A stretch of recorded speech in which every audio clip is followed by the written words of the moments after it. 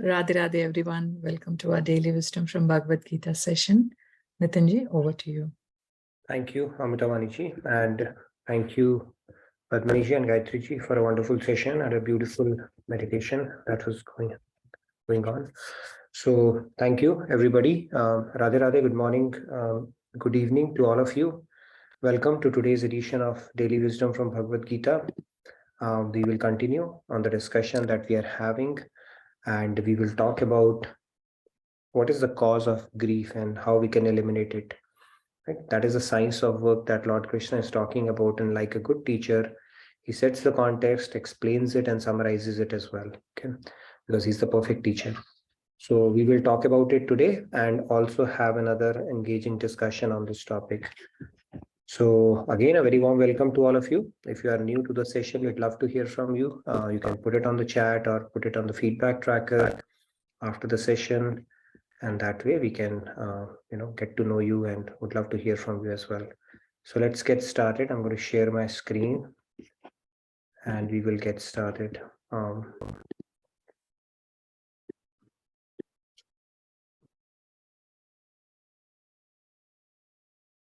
Okay, I hope you're able to see that.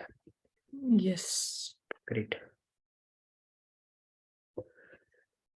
Guru Brahma, Guru Vishnu, Guru Devo Maheshwara, Guru Sakshat Parabrahma, Tasmai Shri Guruve Namaha. Vasudeva Sutam Devam Kamsa Chanuramardanam Devaki Paramanandam Krishnam Vande Jagadguru. Krishnam Vande Jagadguru. All right. So Radhe Radhe, good morning, good evening, everyone. So let's get started. Pick up shloka and I'll pick up all the hands today. Okay, once I get enough entries, then we'll spin the wheel. But let's follow the same process like we do every day today. Okay. Mai sarvani karmani sanyasya adhyatma chetasa nirashir nirmamo bhutva yudhyasva vigatajvaraha. All right, whom do we have today? We'll pick up a few hands. We don't have a hard stop. Should I take Samji first or should I give somebody else? If we have somebody new, then we can. Otherwise, I am unmuted, so I'll go.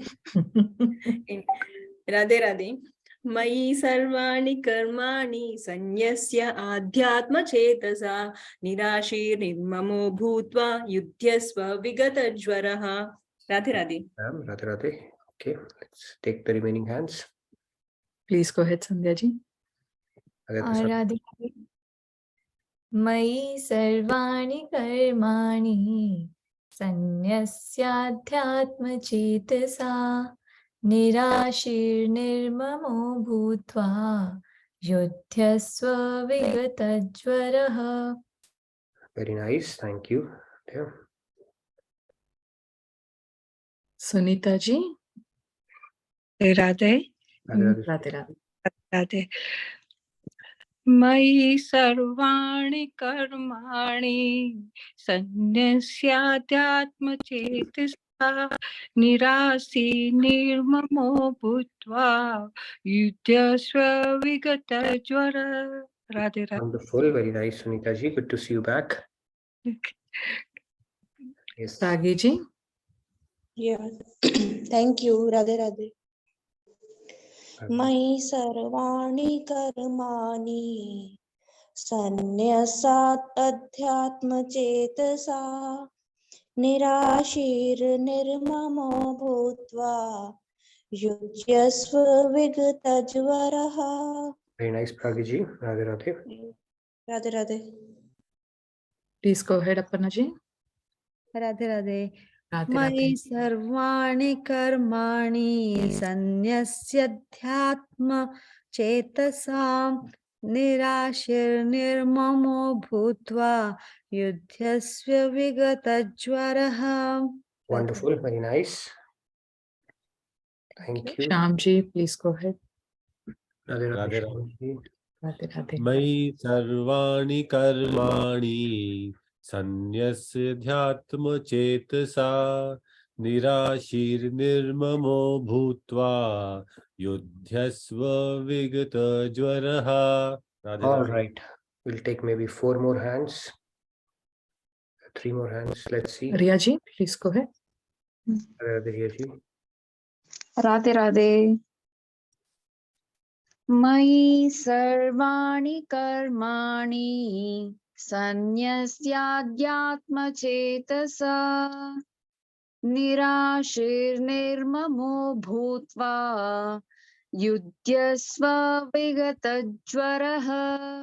Wonderful, very Radhe nice. Radhe. Okay, let's freeze the remaining number of hands now to 4 and really quickly cover it. Last 4. Chandruji, please go ahead. Radhe Radhe Radhe. Radhe.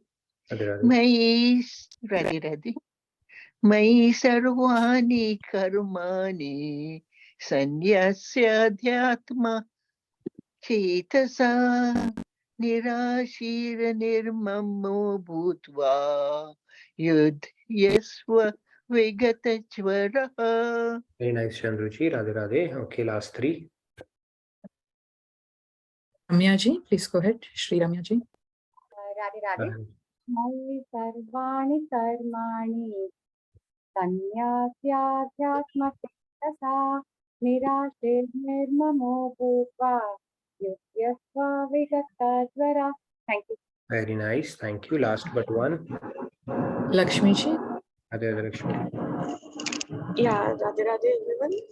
Maya sarvani karmani sannasyaadhyatma chetasa nirashirnirmamo bhutva yudhyasva vikatajvaraha. Very nice. Radhe Radhe. Last but not the least from Ashutosh. Please go ahead, Ashutosh. Radhe Radhe Radhe Radhe Radhe मयि Radhe. सर्वाणि कर्माणि सन्न्यस्याध्यात्मचेतसा निराशीर्निर्ममो भूत्वा युध्यस्व विगतज्वरः. Very nice. Thank you, Ashutosh. So let's get started. So in this shloka, Lord Krishna is saying, he's summarizing it basically. He's saying, performing all works as an offering unto me, constantly meditate on me as the Supreme. Become free from desire and selfishness, and with your mental grief departed, fight. Fight in this case is perform your duty. So he's saying that, see, we will again go through that hierarchy that I had spoken about. One key thing that he's talking about it, constantly meditate upon me. It's an important concept, right? If we are not meditating upon God and meditating upon anything else, then we are going to have a symptomatic cure.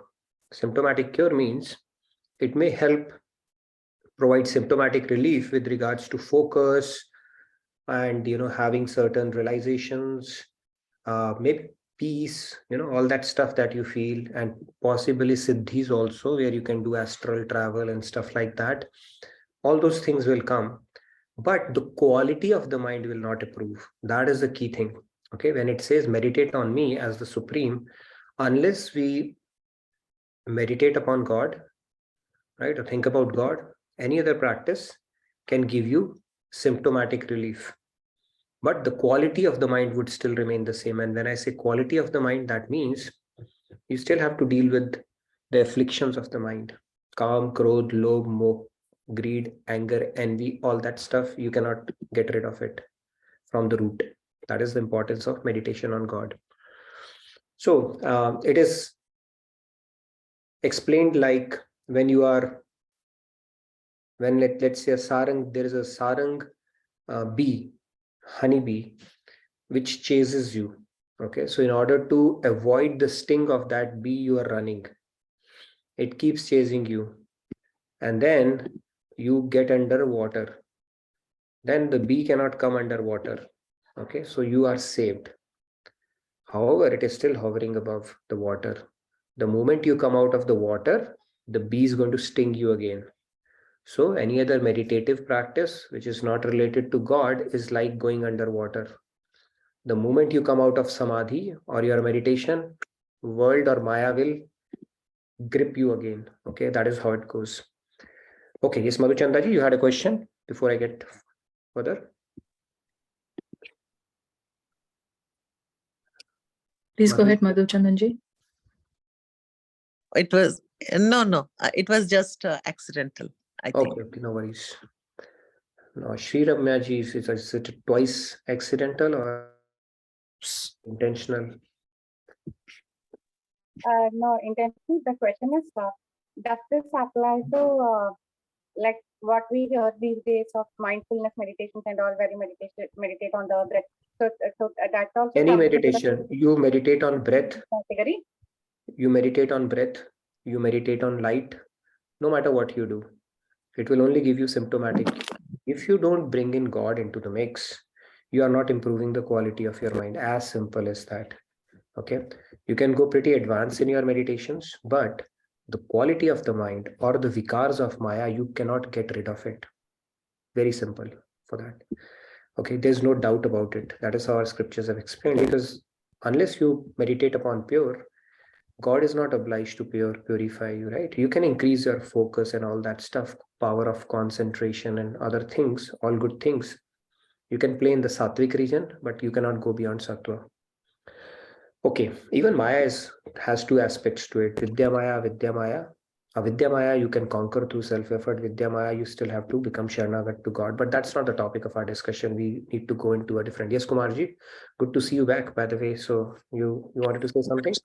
Radhe Radhe, Nitinji, Amritavani ji, and everyone. Just want to mention that I've tried different types of meditation. Again, I cannot say I'm successful in any of them. But once when I had gone through a difficult time, I don't know why, but at the time I kind of lost contact with God, and somehow I didn't think of God at the time. So I had this, suddenly I was searching internet, and then I was doing some key search, and then I found Brahma Kumaris, right? So I talked to one of them and I said, can I come and meet you? And then I talked to them. Then I went through their meditation course. It really helped me at the time. But there's something missing there, right? Now, then I found my sister in Singapore and my sister-in-law in India doing something. They do a Ram Nam Jap for 15 minutes. And this is done 24 hours throughout the world. So my Ishtadev is Hanuman. And of course, when Hanuman is there, Ram is there as well, right?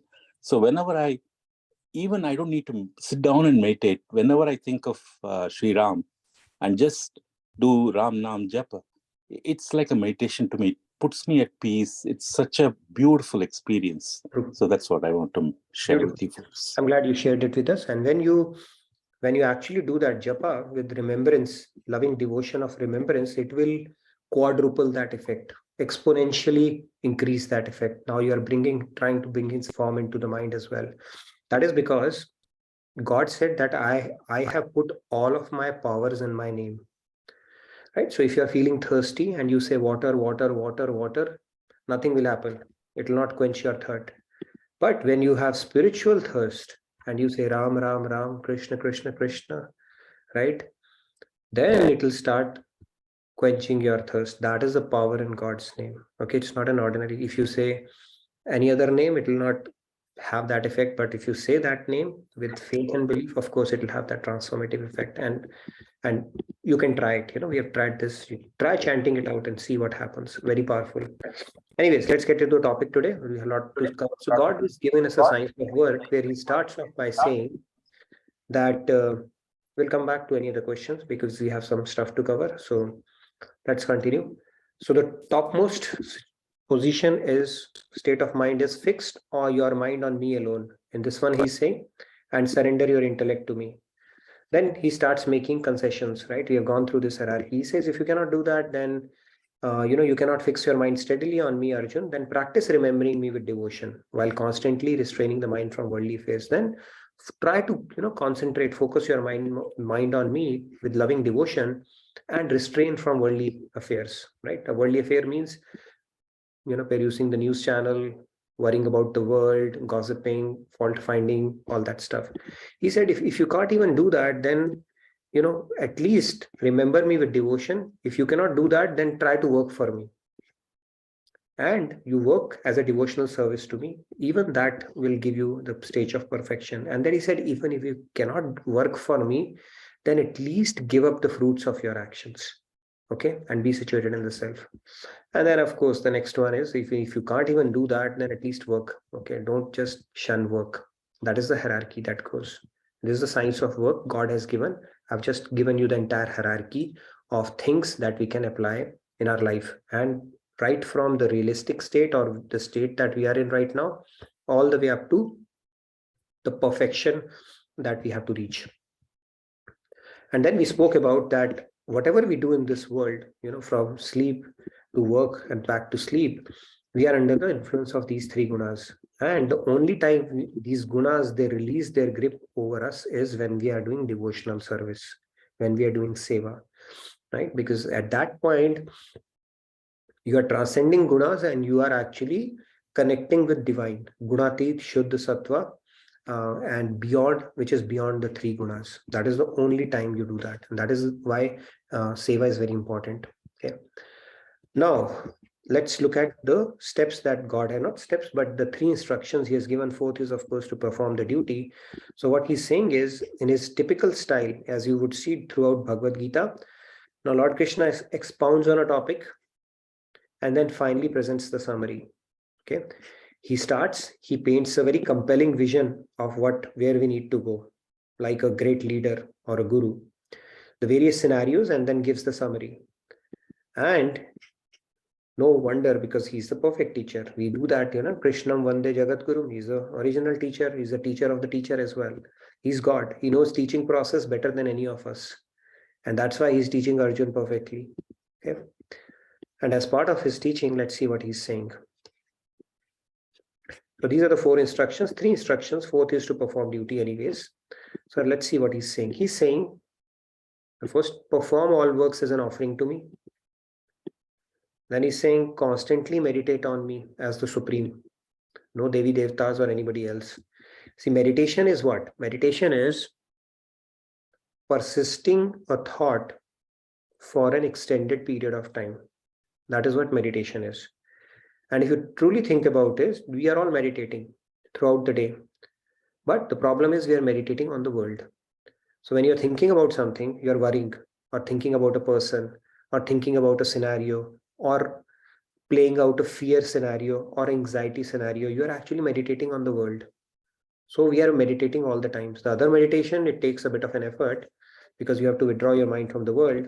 But that is also a meditation. And God is saying, constantly meditate on me as the Supreme, basically. Karma Yoga is basically telling us the science.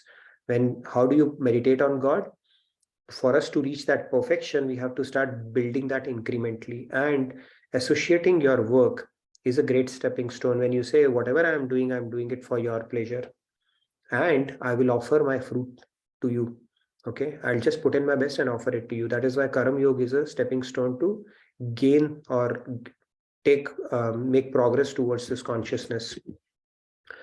Then he says, become free from, this is a very important one, desire and selfishness, right? The desire, I want this. Okay, this whole universe is created by God to fulfill my desires, that mindset, right? This whole universe should be serving me, or universe should be serving me, or I would take service from God. Because God, why are you not doing it for me? Okay, that's not the reason. We are not, unfortunately, it may be news for you, but we are not the center of the universe. For that matter, even Earth is not the center of the universe. For that matter, even our universe is not the center of the universe. Okay, so forget about us being the center of the universe. So our situation is to fulfill the purpose of the creation itself and play a tiny part in it.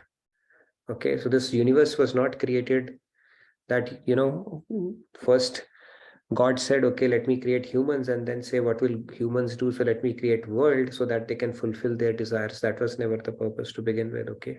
And if you think that, we are highly misplaced. That needs to be corrected. So when we do from desire and selfishness, this is the biggest problem. Okay, that is the root cause for all the grief that happens in this world. Why do we have a grief? There is a desire, the cycle starts, all right. This thing is going to give me happiness. Okay, now you start repeating that story in your head. This thing will give me happiness, this thing will give me happiness, this thing, until it becomes very natural to you. Now it has become an obsession. This thing will not give it, this thing has to give me happiness. Now it has become an obsession. Once it has become an obsession because our repeated thought process, now we become enslaved to that particular thing. Now I have to have it. And if you don't have it, two possibilities, you'll have it or you don't have it. If you have it, you'll need more of it. Then other set of challenges and struggles would start. And if you don't have it, you'll become angry, upset. You'll have that bitterness about the world and resentment that, why did this not happen and this and that. So all that cycle keeps on repeating. How did it start? From the desire. Now repeated thought process. Why do we feel enslaved to that thought process? We only created it. Nobody else did it for us. Now those grooves are formed, neural channels are formed, and now that process starts coming very normally and naturally to your head. So you were in the state of peace. You created an agitated state of mind. And now for you to be back in the same peace that you are in, now you have to put in effort. So who was the responsible for it? Us only. How did it start? By desiring something. What did you desire? Some worldly thing. And one of the spiritual principles about this world is the world does not have an ability to give us the satisfaction, happiness, and bliss that we are seeking for. It doesn't have it. It's not that this world is at fault. It doesn't have it. So when we seek happiness from the world or a worldly object, it's like a beggar approaching another beggar for money. It cannot give it. It's a very naive expectation to expect that happiness from some object, person, and stuff like that. And if that person is not giving, then we become angry and upset at that person only, right? Reminds me of that movie where this guy, Shah Rukh Khan, used to chase a girl, and if girl is not there, now I'm going to kill that girl. Okay. What kind of a jokery is that, right? I mean, what kind of a mindset is that? And first of all, it is not love to begin with, right? One of the definitions of love is when you have a reason for the love to finish and still it doesn't finish. And another definition for love is eternal forgiveness, right? So we are not even there, but the point is it all starts with desires and our repeated thought process where we put ourselves in trouble, and then the struggle begins to get out of that trouble. And the grief is caused by this only. Grief is what Lord Krishna is tackling here. And then the fourth, he says, once you do these top three things, then your mental grief departed. Now fight, do your duty. Now you are in a stable state of mind even to perform your mundane, worldly, or prescribed duties.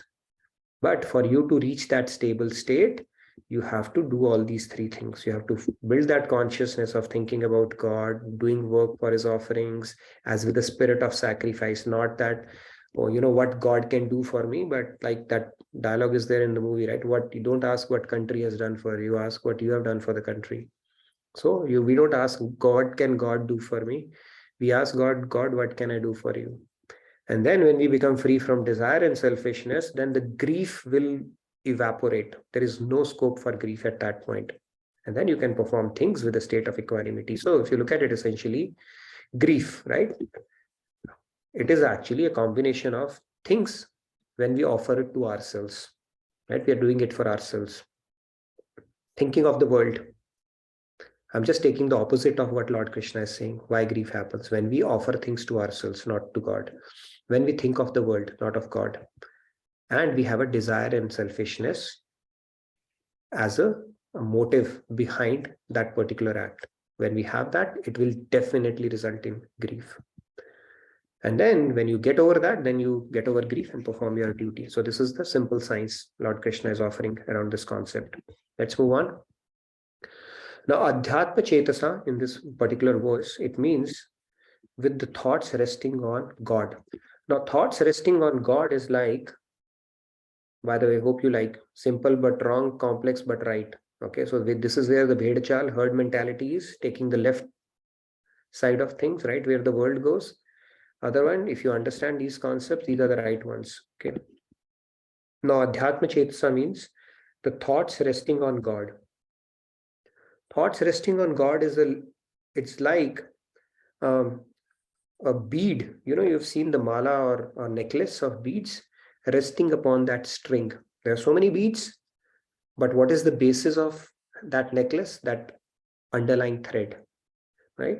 So it's resting upon it. Similarly, whatever you do, Yat Karoshi Yadnashi, right? Lord says, whatever you do, just offer it to me. That is the mindset we need to start building. Then sannyas means renouncing all activities that are not dedicated to him. It's a pretty loaded thing. And then nirashi means without hankering for the results of the action, which is nothing but karam yoga, where you relinquish the results of the action because that is something you don't control. It is a variable of so many things, including part of it, your destiny as well, others' efforts, timing, others' prarabdha. A lot of factors are in, others' hard work around the same thing. So many factors are in play. Okay, moving on. Now, the consciousness that we are talking about here of dedicating all actions to God requires, let's see what does it require now. Okay. It requires claim to proprietorship. Forsaking means we have to give up. This is the biggest problem. The sense of proprietorship, mine. This thing is mine, this house is mine, this relationship is mine. All this stuff actually brings us a sense of proprietorship. My car, my house, my bank balance, and my relatives, my kid, my spouse, my parents, my friends, all that stuff. If we truly think about it, they are all temporary and they can be snatched away in a moment. Can you claim that you can hold on to any of it permanently? You cannot. It can be snatched away in a moment. Okay. So even the people around us, if you look at it, they are divine souls on a temporary sojourn with us. It's like a temporary journey they are on with us. Like the train journey we speak about. Everybody has a ticket. We form an association, some of the best friendships, short-lasting friendships during that journey. And then we all depart in our respective stations. Nobody accompanies anybody because they have their own destination and an own travel ticket with a certain exit. And that is, life is also like that. But here in this case, we form such strong attachments that makes us basically not have that spirit of sacrifice around anything. We are not able to dedicate it to God because we dedicate it to people around. For my father, for this, for relative, this, that, and in every lifetime we keep on finding 2-3 people that make us repeat in this world again. Okay, we don't need a whole village or a town to get attached to. Just one person is good enough. And it could be a pet also, by the way. You don't even need a person to repeat in this world. Just one thing. One object in this world is good enough for you to repeat. That's it. So God says, Ananyash Chintayantuman Yojana Paryupase. Ananyash Chintayantum. Exclusivity is what he's asking for, which is a pretty high state. But at least now with that we are reading Bhagavad Gita, we should understand the expectations around it and start doing the best that we can do around this concept. Yes, Monica ji, you had a question. You didn't like something I said? No, I love everything you say, Nitinji. Radhe Radhe. Radhe Radhe, go ahead. So basically, like you said, a pet is more than enough for you to get back to this world, right? So being a mother, I mean, for your spouse, you can still be practical, but mother is, I don't know. I mean, if you're still attached to your son or daughter, then is that also counted? I'm sure it is counted. But of course, keep on changing. Your milestones will keep on shifting. I'm telling you. First, it was by mother and father. Okay, girls are normally more attached to their dads, and boys with moms. Usually that happen. Oh, okay, they are our lives. Perfect. Then you get married. Oh, spouse is the life. Okay, that is, they say, right? That parrot keeps on changing. There was a king, right, whose life used to reside in a parrot. Yes. And though nobody could kill that king until somebody told, the secret of killing them is to twist the neck of that parrot and it'll go. So similarly, our parrot keeps on shifting. First, it starts with parents. Then you may find a spouse or boyfriend or a girlfriend, okay, that, okay, we will die if we don't get it. After that, it becomes your kid, right? And then you get a second kid, then a second kid may, a younger one or whoever it is.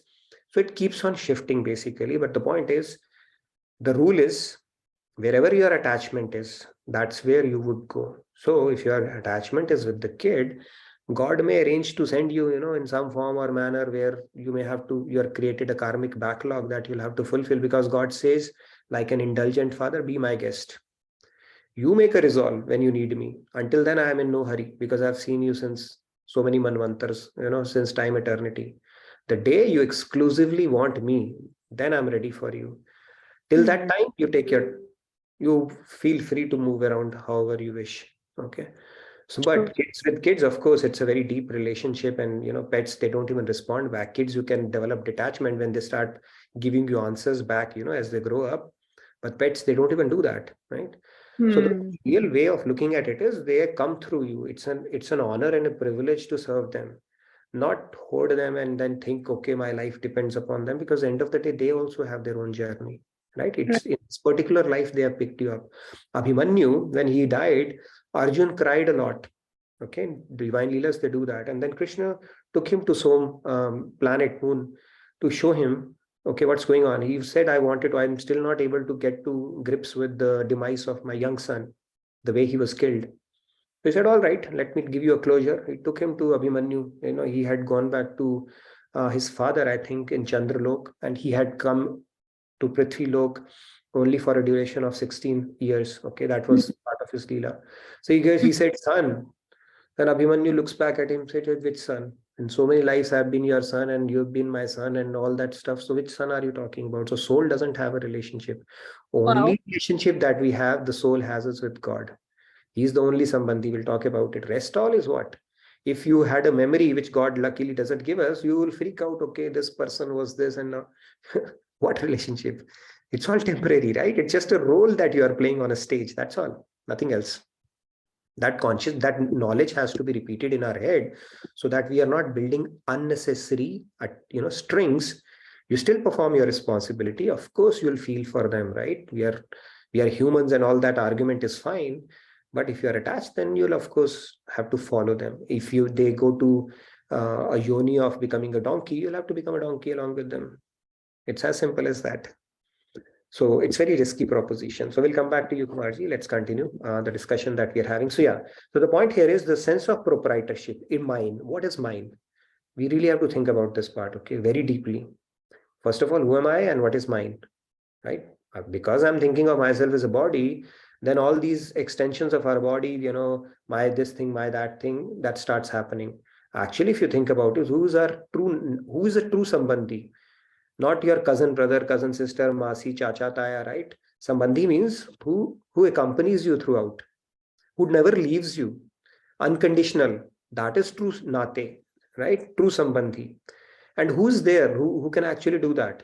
Do they have an ability? Nobody has it, right? Tattva Gyan wise, or maybe you can sing a bhajan around that. When you depart, the same relatives say, okay, burn this person off quickly.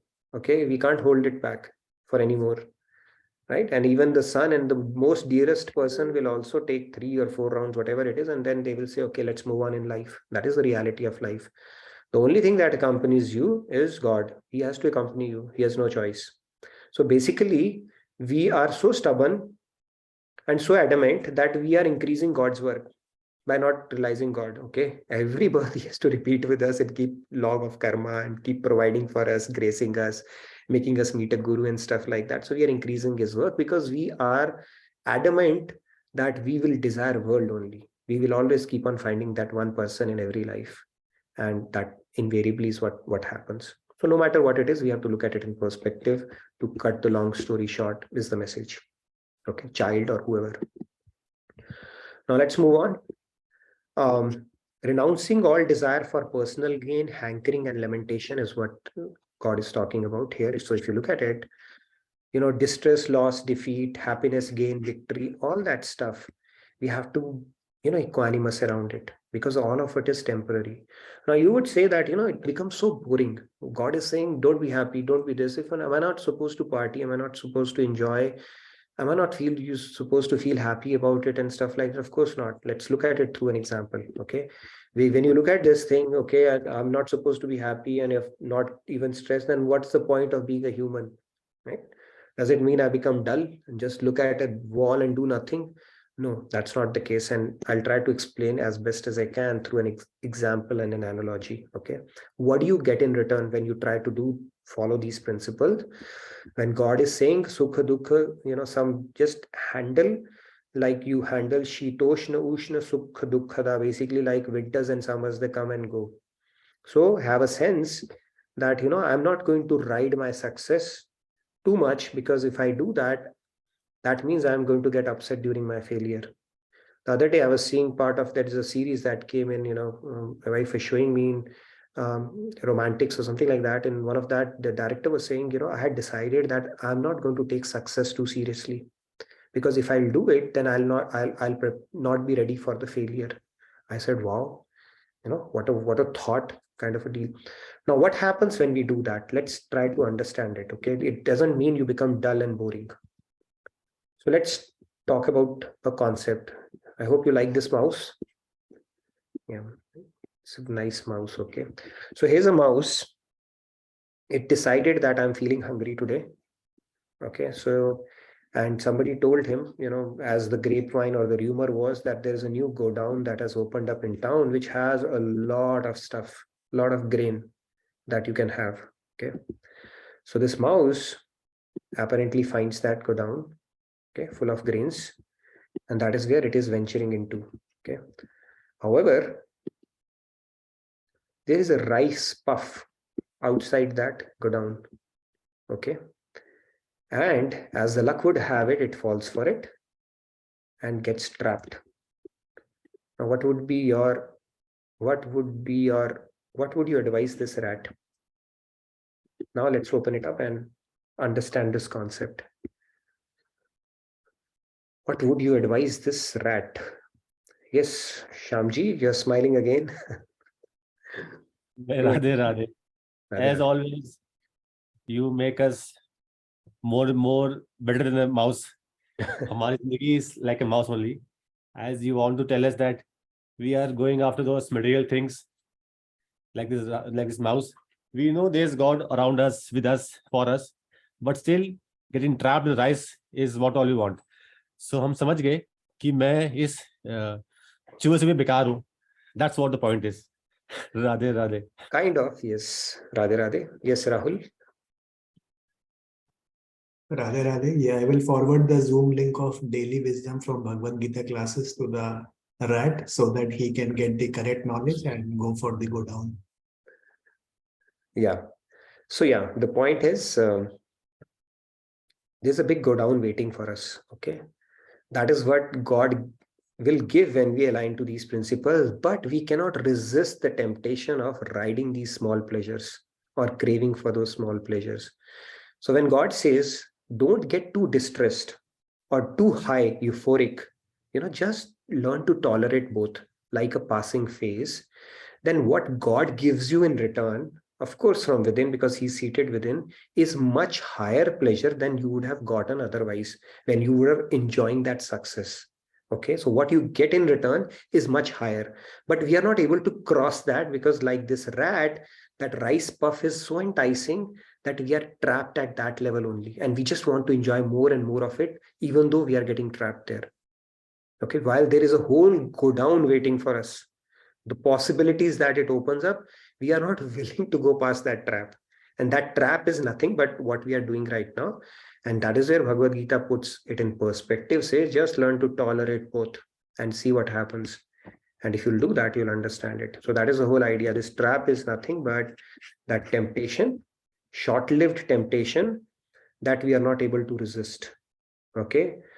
And God says, if you can somehow resist it, trust me on that, then God is not Kanjus Makhi Chus who's actually said that, you come here as humans, just give up, all the kind of happiness that you think is here and lead a dull, boring life and move off. Of course, he's going to give you something in return as well. When he's putting a condition, he's obligated to give something to us in return. And that return is You can compare it against that go down versus rice puff that we are looking at. Okay, let's see here. I can see a couple of other hands, and that will lead us to the topic that I'm going to pose another question and have a bit of a discussion on as well. Yes, Sandhya? Radhe Radhe. Actually, I mean, there is nothing to add, but I wanted to say this mouse on the left is very cute. And I feel sad for it that it is not choosing the right thing. So it should get a guru. And I guess once it gets it, then it will know what is the right thing to do. And I also wanted to follow up on what Monica ji had asked. I don't know if I'm thinking it right, but I just wanted to put it across. Like Guru, like Swamiji is also our spiritual father, right? And being the parent, like he's kind of an ideal parent that way, who is loving and caring, but still not attached to us. So as a parent, one can kind of see him as an ideal and learn that how one can like love their kids the best way and not very true. The way he deals with us is how a parent should deal with their kids as well. He'll give you love, he'll give you affection, he will guide you, and at the same time he will tell you what is the right thing for you to do, right? And at the same time he's not weeping for every second person. Oh my God, I have to leave you for 6 months, and then when am I going to meet you again? No, of course not. All that melodrama is played in the head of the conditioned souls. They just understand at a higher, and their compassion is better and higher than the material compassion that we feel for our relatives. It is a binding and a what do you call, the binding kind of an affection and a compassion that we feel. What they feel, saints, it is a liberating and an uplifting compassion that they have. And ours is conditional, theirs is selfless. Look at the love stories in this world, right? How they break. Even before they have started, they'll break. And the best of intention, they are the worst of enemies within a span of no time. Okay, this is the hypocrisy of this world. And like Ramadas had said, that the biggest problem of this world is that we are too busy hanging on to our unworthiness. Okay, and we are still happy that whatever we are doing is fine. Okay, just looking at options, reasons to justify it, as opposed to seriously thinking about working on it, right? And God is so kind and compassionate. If we do these kind of things in material world, we know what kind of punishments are there, but God is like, okay, all right, I've seen you, I'll give it to you in an incremental manner so that you can digest it, kind of a deal. So anyway, this rat has found guru also in multiple lifetimes, but still this rat chooses that trap only because it is pleasurable, immediately perceptible. Okay, so that is the lesson. Now the question that I'm going to pose is, selfishness is the cause of all grief in this world, right? There's a saying in English that if I won't think about myself, who else will? But however, if that is all I do, then who am I? Okay, so under this pretext, like this rat, we basically, the grief is caused by this element of selfishness in us. Okay, now that is the question I'm posing, but let me add something more to it as well. Okay, before we open it up, actually selfishness is not a bad thing. The problem happens where the selfishness is misplaced. Okay, it is super misplaced. Why? That selfishness is related to the body, not for our real identity. And the topic that we were discussing is when we truly understand that my true I is the soul and my true mine is God and Guru only, then the problem will be automatically solved.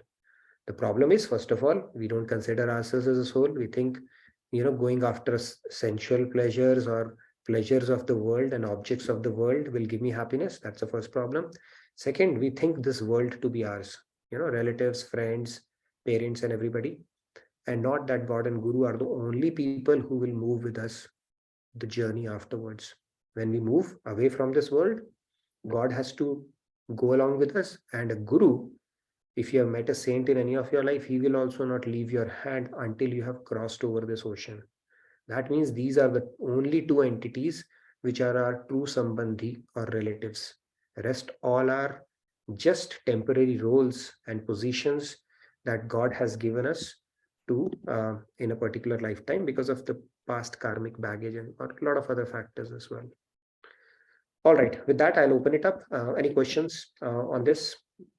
Selfishness is the cause of all grief. I think that is a root cause. So any thoughts, suggestions, remarks on what we have discussed so far? There was a question actually. What is grief? Is it grief matlab is what the question was in the comment. Grief is like lamenting or feeling sad about something, not being happy or having a feeling that you have missed out on something, or you have lost somebody, or life has given me a raw deal. So grief can take many forms around it. It's about feeling sad and usually depressed or upset. All that can be clubbed as a grief. Thank you, Typically Nitinji. happens when you're where you thought you would get happiness, that gets obstructed in some form or manner. It could be losing somebody in life. It could be not getting that desired object. It could be not getting what you thought you should have gotten in life. In so many ways, grief can come. Samji. Radhe Radhe, Nitinji. Mm-hmm. What is the difference between temptations and desires? Temptations and in desire. In the example of mouse also, it has to survive. Without food, it cannot survive. And it went after the rice puff. God will provide its food, and God only has provided its food in the form of rice puff. And it fell into the trap because it doesn't know. So, So doesn't know is not an excuse. Ignorance is not a bliss. Did you attend yesterday's session carefully? Ignorance is not a bliss. Okay, we spoke about this concept. how will it know that there is a trap? How will it know? That is where knock is happening throughout, right? That is why we are reading the scripture. We have found Guru also multiple times in life. But if we are stubborn in our thought process, even Guru cannot, it can take us to water, but cannot make us drink. Right? Bhagavad Gita, the very first thing is telling us we are a soul. Guru tells us that we have to make, the sensory objects, basically. It's like putting fuel to fire. All these concepts are told so many times to us, right? So then we cannot claim foul that God we did not know. We always remain ignorant. What else can Guru and God do other than facilitating this process so many times in our life, where that knowledge keeps coming in, but we don't make it a priority, or we don't adhere to it, or we refuse to understand it? You're still not, you still did not get the question, I think. See, it doesn't know that it is a trap, but still it has to survive. It has to have its food. That's why it went there. Now you are hung up in this rat story only, or you're choosing to ignore the big picture here, basically? Food is there. God is there. Your what should food. the rat do? God is saying your food will be provided for. Okay. Now it's not a rat, it's a human, it's an analogy. Okay. Don't oversimplify it in your head just to support something. Okay. As humans, God has given us that we have something bigger waiting for you. Okay. You should not succumb to this. Now, rat cannot be faulted for that, but because it didn't know. First thing it saw, it went for it. But as a human, God is giving us knowledge and explaining it as well. Okay. But we refuse to answer it, or we refuse to align to those principles, even after knowing that knowledge, is essentially what I'm trying to say. Don't compare yourself with the rat in this case. Okay. Then should we give up both temptations as well as desires? Of course, dovetail it. Temptations also we have to. Temptation to meet God. Desire to serve God. Who's asking you to give it up? Just dovetail it. How many times you've spoken about this concept? Yeah. Yes. Okay. Higher desires. You need to dovetail it to something better, which is uplifting for you, not something which is making your mind more corrupt and dirty. Right? Essentially what God is saying. So don't compare with rat, okay? And if you get stuck with rat, that, it got there and it will not take us far. Yes, Shamji. I know today we have Jyoti, who's going to announce certain stuff as well. So Jyoti will give you the last 5 minutes or so. We can take probably a couple of hands in the meantime. And then after that, we'll continue. Yeah, it's my Radhe Radhe. I was just thinking on a lighter note that it's enough of rats and donkeys and monkeys for us now. I'm waiting for a day when you give examples of human being, or हम जो है 100 लोग बैठे हुए हैं, हमारा नाम कभी आएगा? Because I know what you are trying to tell us in the form of animals, and I'm sure we all know where we stand and we all know where we have to go. So the day is not too far when we will replace ourselves with these animals, and we know what is our right path, right way. Thank you. So Radhe, basically, Radhe. Shyamji, are you saying that we need to be treated with more respect and better examples? No, I'm not saying that. I'm saying that we want to be replaced now, because itna padhne ke baad bhi agar hum log, we are just trying to live a life like animals, that it's no point coming and attending the sessions. See, these And like analogies help. some way we should behave like yeah. That's my point is. I totally I get think your analogy examples. I love them. Trust you me. And this at times hit me so hard that it's tough to get out at times. But I really love it, the way you tell us the way we all are behaving at times. Not at times, always. It really hits me at times. So we all should know where we stand, and we all should know where we have to go. That was my point. I have no issues with the examples. I You think can that's go us, you can take us anywhere down. It will only help us go much higher. As you have a spring ball, the more hard you hit, the more high it goes. That's what my point is, that it's good for us that you're hitting us so hard that we all know what is the height of our, where we can go, and there are no limits for us to go anywhere. good. I'm glad you are able to take the key message out of it, because that also takes a bit of a receptivity around it. So it's not about see, these examples Swamiji gives, just casually while he's speaking, but I find them very, very hard hitting. That is why I bring it up, and I try to make it even more hard hitting by putting it in visuals. Okay, if you hear it simply, it's like, okay, he said something. So these are helpful as long as we are receptive to improve. But if we block that part and we are only always in the reconfirmation bias of justifying ourselves, then even this knowledge will get blocked. But I'm glad you're able to see it in correct right, and you're getting the gist out of what we're trying to say here. That's the whole idea. Great point, Shyamji. Thank you so much. Yes, Sandhya. Sandhya ji? Yeah, so actually there are two comments. One is from Manisha Bhati ji. She says, just want to say it's so heart-wrenching to know it in deep, but it is good to understand this as soon as possible. This topic is eye-opening and so intense. Grateful for today's session. Thank you so much. Yeah, we'll make it a little more intense around the pleasure that we think are supposedly pleasure, what those truly are. Okay, I've spoken about that concept, but I'll bring in another session, one of the future sessions, just to drive home that point, because what we think is pleasure is actually not good for us, and we don't know the damage that it is causing to us. So I'm glad you're able to pick up the key concept here, and that was the whole idea of having this discussion and putting it in visual. So thank you so much. And there is one more comment from Monica ji. Best is to follow the mantra by Nitin ji in whatever we do. Think that if it is going to please my kana or not, and then do it. Yes, it's given to us by Maharaji and Swamiji, so I'm just facilitating it. But yeah, you can trust me that there is no my own factor in any of the stuff that I present here. Everything is verbatim as it is coming from them. Okay, because it's so powerful. This knowledge is so powerful that it will be like belittling it if I put in my my own thing into it. So it's everything is coming directly from them. I just put it as it is. What I've heard from them. And it is very empowering knowledge. If you listen to it with open mind and faith, it is like, okay, there's nothing better I can do to myself or hear and understand. It's amazing, this knowledge, for sure. And last question from my side. So grief comes out of selfishness, but compassion comes out of selflessness. True. Right? And compassion will never spiritual compassion comes out of selflessness. Material compassion will also come in a disguise of selflessness, but it is truly selfish only.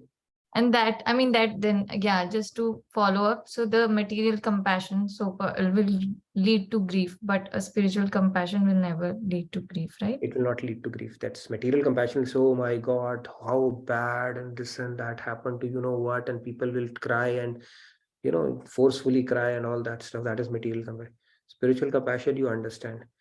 When spiritual compassion is born, stems from the fact that every soul needs help. They are struggling. They don't know. They may not acknowledge, but they are struggling. And that is where the spiritual compassion is coming from, Guru. So they look at it in perspective. At the same time, they do understand that soul has to learn its own lessons, sometimes the hard way as well. So they understand the big picture. They try to help, but they don't get sucked into it themselves. That, you know, they are depressed listening to somebody's story. That doesn't happen. Prabhatji. Okay. Radhe Radhe. Yeah, let's hear and then we can do Jyoti. No worries. We can do it after 5 minutes as well. No problem at all. Go ahead. I just want to, I just have one comment. Like, rather than being selfish, we can consider ourselves as fish in the ocean, and we are the ocean of God. So we need water, like God's God's love for ourselves. So it's like, rather than I just using that word selfish to selfish. We can consider ourselves as selfish. Okay, shellfish. Okay. There used to be a saying in Yeah. English, right? She sells seashells Mhm. on the seashore. So that shellfish you are talking about.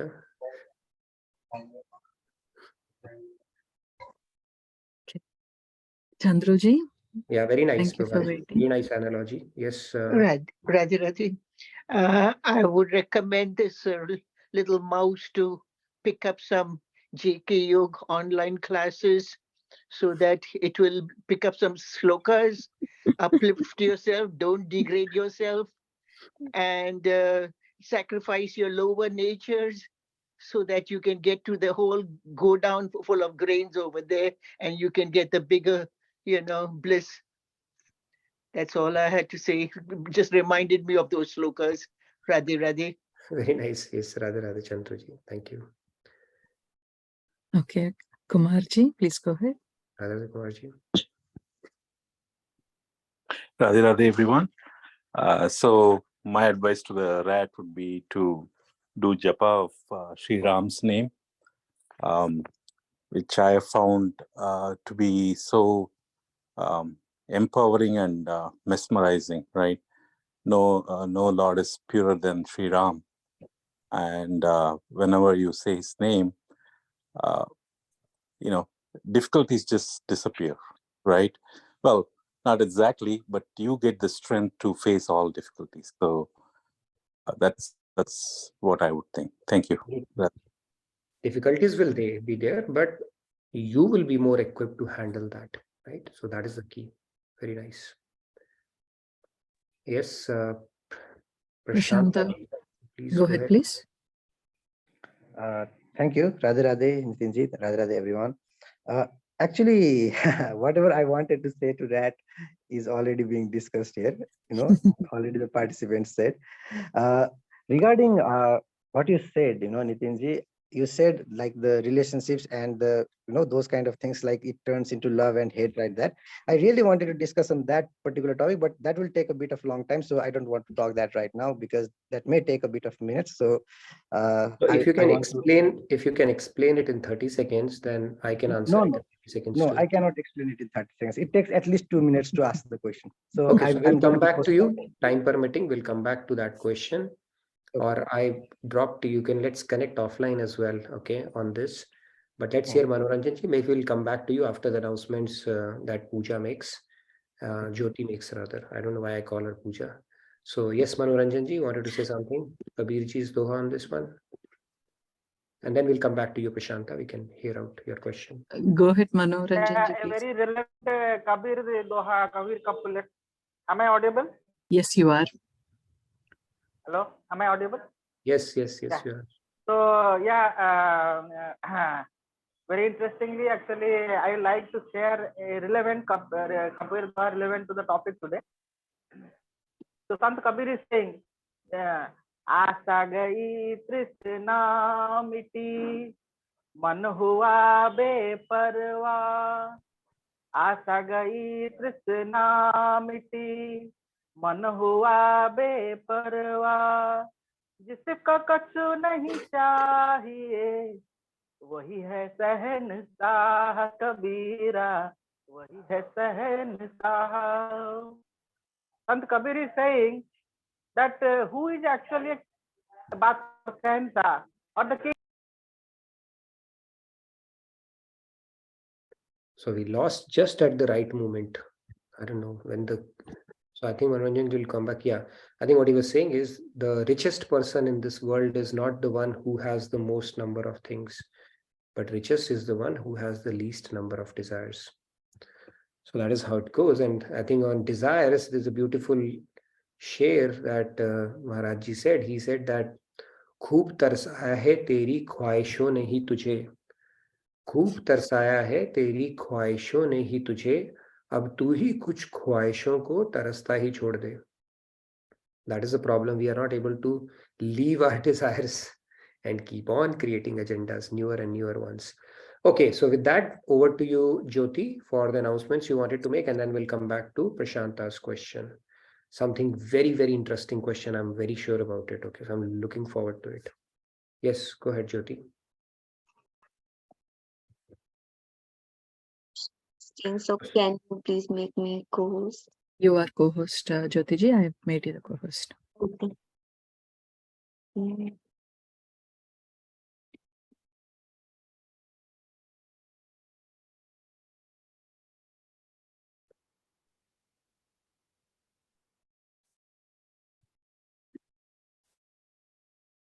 I see a lot of Canva here. I thought I'm just trying to just go in the presentation mode. But you have opened up the Canva, which I'm liking a lot. Why it's not taking the presentation? Okay, it's asking me to present it. Radhe Radhe. So we have a participant award for 2 weeks.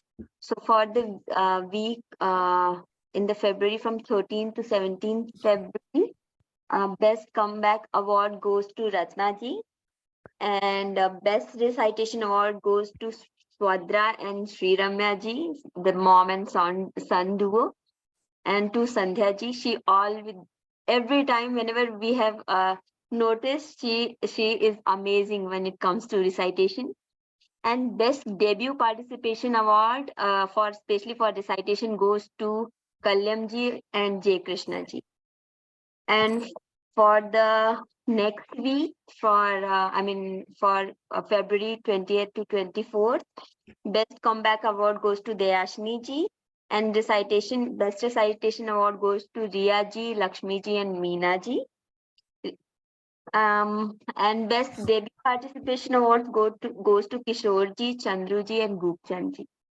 Now coming to best discussion award for the week for February 13th to 17th goes to Surinder ji, Ashwin ji, and Payal ji. And best debut singing award goes to Sonali ji, Ashutosh ji, Golab ji. And best bhajan singing award goes to Himani ji, our Nightingale, and Aparna ji. So night angle needs to be converted to nightingale. Oh yes. Oh yeah, right. Yeah. Yeah, my bad. No worries, but Himani got it. Okay, so we understood it. Last I corrected, but still I No did worries. the mistake this time. No worries. And for the week for 20th to 24th February, best discussion award goes to Urvi ji, Sam ji, Shashmita ji, Swarna ji. Best debut bhajan singing award goes to Surya Prakash ji, and best bhajan singing award goes to our Sandhya ji. Wow. And we have few more. Do you want to keep it? I mean, do you want me to go We can ahead? just display the slides, and I think that's fine. With their video on, I can Yeah. see quite a few, which Yeah, is a good sign. exactly. I have to reduce it to this number. So there are few people who always keep their video on, and these are the names who I have, or most of us, I have seen that they were on and off for some time. So this is for the week from February 13 to 17, and it reduced further. I mean, so we have tried to narrow it down to the people who try to keep their video on once or twice in a week. So That's good. I think that's definitely very encouraging. So thank you, whoever is doing it consistently. That definitely helps. I would encourage all of you to do that. Not only it will help your team, but helps with the engagement as well, now that we have so many people who turn it on. So thank you so much. You can see it in the names. We don't have to say it one by one. Yeah, and otherwise the whole slide was full of names. Sure. Are we good then? Yeah. Thank you so much, Jyoti. And the best pair of eyes around all that stuff, that award goes to Jyoti. Okay, so thank you so much for that, tracking it and bringing it to the session itself. Thank you so much, Jyoti, for that. Okay, so we can quickly take Prashanta ji, your question, and then we'll move to our devotional segment. Session is over, but you're welcome to stay back, maybe a bhajan if somebody's interested, and then we'll wrap it up. Prashanta, if you are there, we can take your question. Okay, thank you. Thank you, Radhe Radhe. I think I have taken more time. 120 seconds, your time starts now. Okay, fair enough.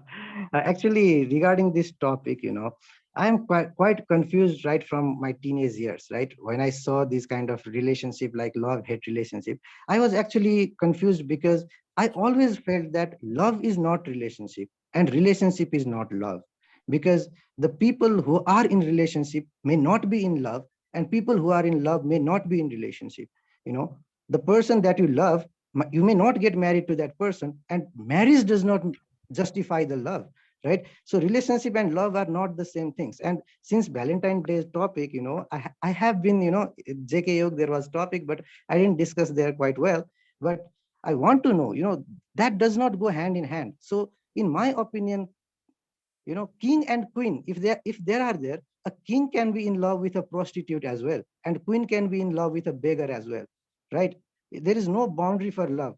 But that does not mean the prostitute has to love the king. I love you does not mean you have to love me. You love me does not mean I have to love you.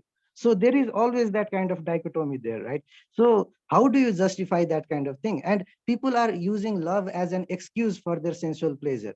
In Hindi, I think that there is a statement, prem ka naam havas ka kaam. And I think that, people are doing there, people use another people for their sensual gratification, giving that the name of love. And how do you justify that? Why are they not able to express that, saying directly, okay, I want to be with you, I like you, let's go out, hang out, be with each other, have sex, have sensual pleasure, do everything, but no relationship, no emotion. We have our own way of thinking, we have our own goal. So why not we do that? So what's the question? Question is basically why we are not able to love, or what exactly is the question here? That or the love word is used and abused in a lot of context, which may not be love. Yeah, exactly. So that is the nature of the world, Prashanta. So if we have to understand, the very nature of this material world is that, first of all, we are conditioned souls, right? We don't even know the true meaning of love. Is actually not a noun, it is a verb. You build those sentiments with proper understanding and knowledge. It's not like under the garb of calling it love, it is actually exploitation. So we spoke about three kind of relationships, right? Where you take, which is called exploitation or lust, or you do give and take, okay, which is called vyapar or transaction, and that is where we typically operate. In the process, we keep on calling it love, which is a misused term, because truly love means eternal forgiveness. Love means even though you have a reason for the love to vanish or get destroyed, still it does not get destroyed. Love means you do it selflessly for the sake of other person. Tat sukh sukhitvam. That is what true love is. So just because somebody is using that term loosely, we should not lose faith in the concept of love, because it's a very deep thing, right? If you look at the love is an emotion that governs this entire universe. Mother-child love, parent-kid love, and love is no different for God also. Love is the only thing that can bind or enslave God, although he is supremely independent. So if people use it, that's their karma. That's because of their ignorance. We have the benefit of understanding it in more depth. So we need to correct ourselves without worrying about why world is doing that. Yes, they are doing that. This whole world is a dance of fulfilling your selfish interests. Nothing more than that. Okay. And you couple it with ignorance, then people will, serve their interest by using words like love. I've fallen in love. I'm out of love, I no longer love you. All that is loosely used. But love, if you actually understand, it's a very deep thing. It's one of the purest emotions one can have, and that is the only emotion that can enslave God. In material world, we should look at, having at least a balanced relationship or more towards selfless side as best as we can do. But just because world is using it loosely, we should not lose faith in the concept of love. Okay. Just because we have few match fixers does not mean the cricket game has become and diminished itself. Okay.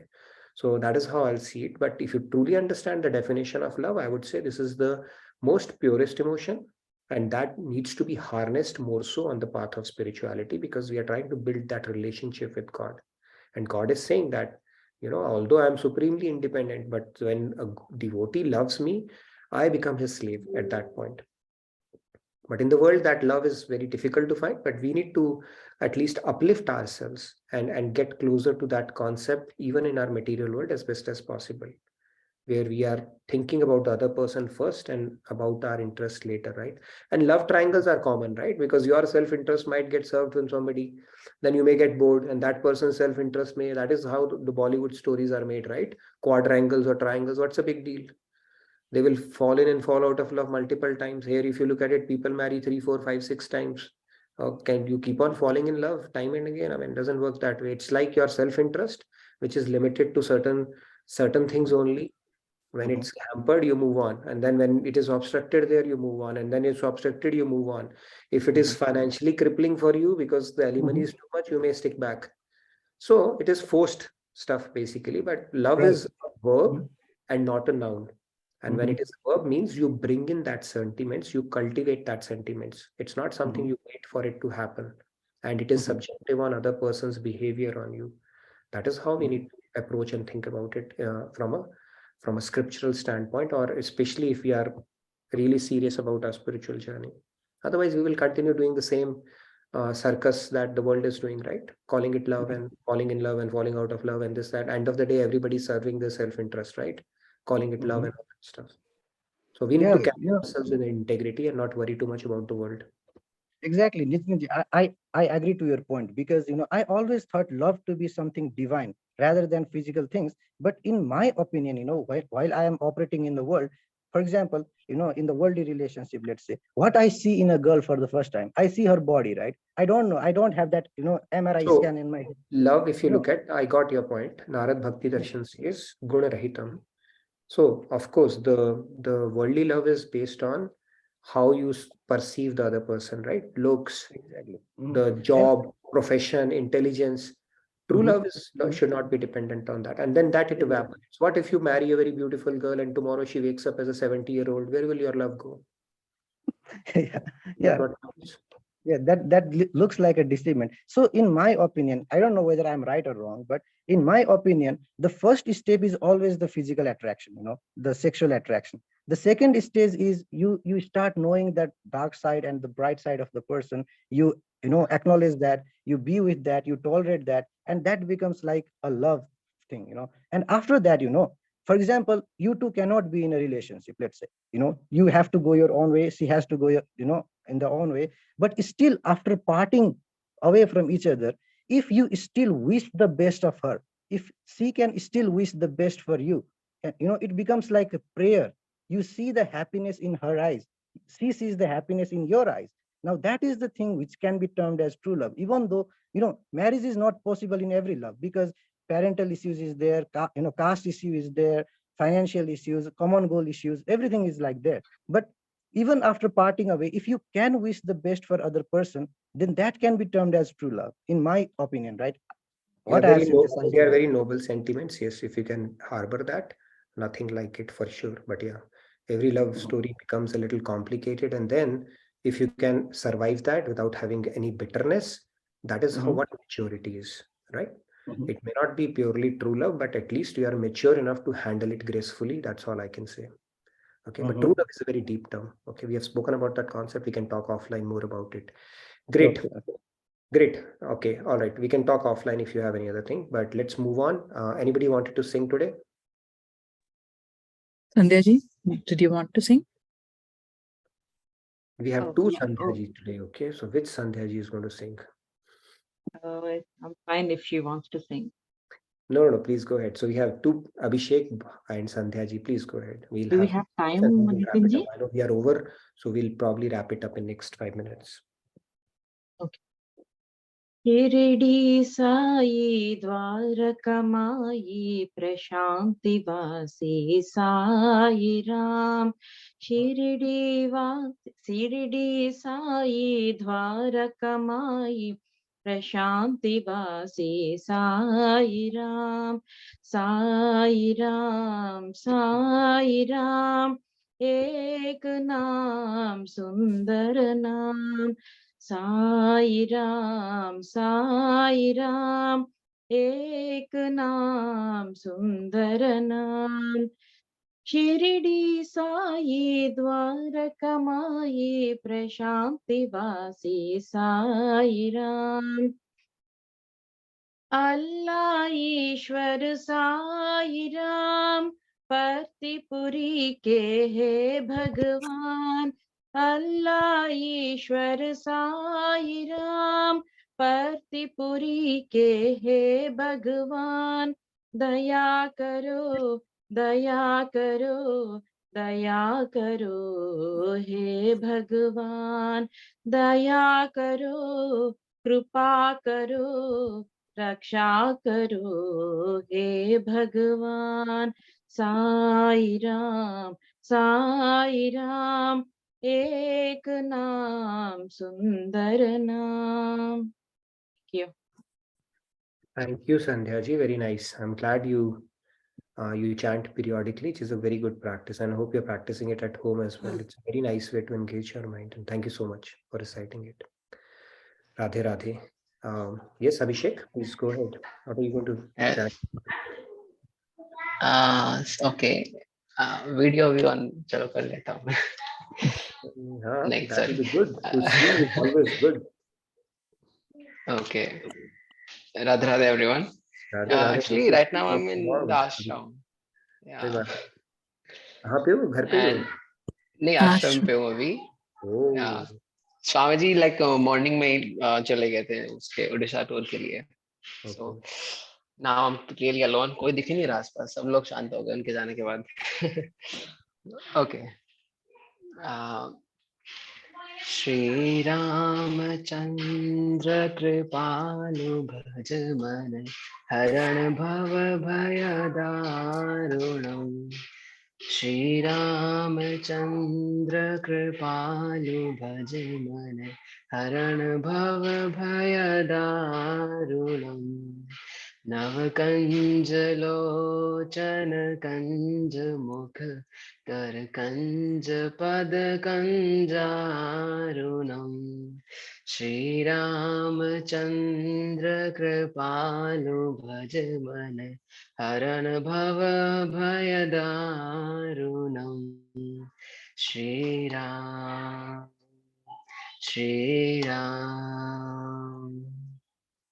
Radhe Radhe. Very nice, short and sweet. Very nice, Abhishek. Thank you so much. Loved it. So, with that, we come to the end of today's session. We will continue our discussion tomorrow. So, tomorrow we will do our quiz, poll-based quiz, and is ignorance a bliss? We are going to, I think that's what we're going to talk about. Yeah, we'll talk about that tomorrow. We have a hard stop, so we'll do a short. We'll pace it accordingly.